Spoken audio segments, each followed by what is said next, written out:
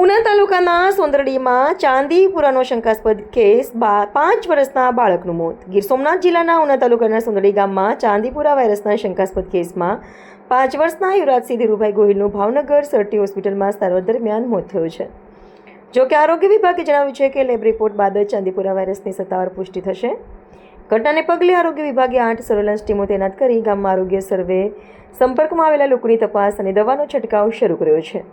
લોકોને અફવાઓથી દૂર રહી તાવ, ઉલટી અથવા અન્ય ગંભીર લક્ષણો જણાય તો તાત્કાલિક સારવાર લેવા અપીલ કરવામાં આવી છે. પ્રતિનિધિ નરસિંહ મજીઠિયા સાથે કૃષ્ણા સોલંકી, ઉના.